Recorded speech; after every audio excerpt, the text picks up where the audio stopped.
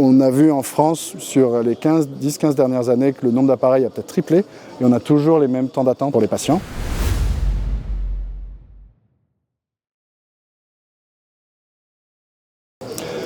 Bonjour, je suis Marc Dubois, je suis enseignant-chercheur auprès d'Aix-Marseille Université. Je suis titulaire d'une chaire professeur junior et je travaille à l'Institut Fresnel où je fais ma recherche et mon enseignement à Polytech Marseille. Dans l'imagerie médicale, nous, la modalité qui va nous intéresser, c'est l'imagerie de résonance magnétique, qui est une modalité d'imagerie particulière. Et c'est un projet qu'on mène en collaboration avec Multiwave depuis peut-être 6-7 ans. Ce qui est intéressant dans cette collaboration, elle s'est montée à la base sur un projet européen et aujourd'hui ça a donné lieu vers la démocratisation de l'IRM, c'est le problème qu'on essaie d'adresser, avec un appareil, on va dire un peu low-tech, qui va permettre de diffuser, de déployer la technologie IRM, un peu comme peut le faire les méthodes ultrasonores avec maintenant des sondes qu'on peut mettre sur un smartphone.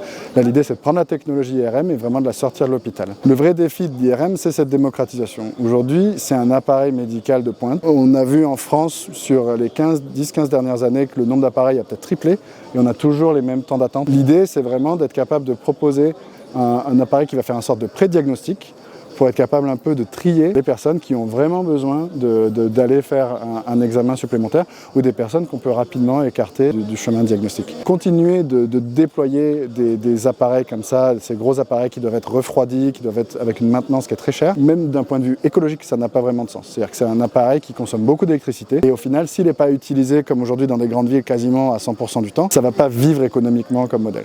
Donc l'objectif, c'est plutôt d'avoir un petit appareil qu'on peut déplacer, amener aux endroits qui en ont besoin et de pouvoir ensuite comme ça adresser le plus de population possible, notamment par exemple des personnes âgées qui peut-être refusent des fois de se déplacer jusqu'à Marseille ou jusqu'à une grande ville pour venir bénéficier des technologies les plus avancées de diagnostic. On est capable aujourd'hui de faire des aimants, c'est le plus gros morceau on va dire, du dispositif IRM, c'est donc l'aimant.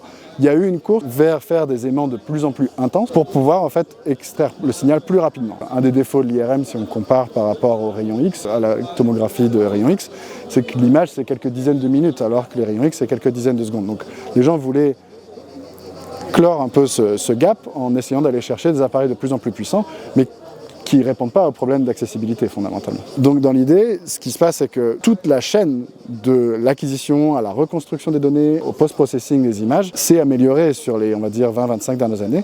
Et ce qui est intéressant aujourd'hui, c'est qu'on peut s'autoriser en fait de redescendre en intensité de champ magnétique, revenir un peu à l'état, on va dire, des aimants dans les années 80, mais avoir des images qui sont avec le post-traitement, avec l'IA, etc., qui ont tout à fait du sens pour les radiologues aujourd'hui.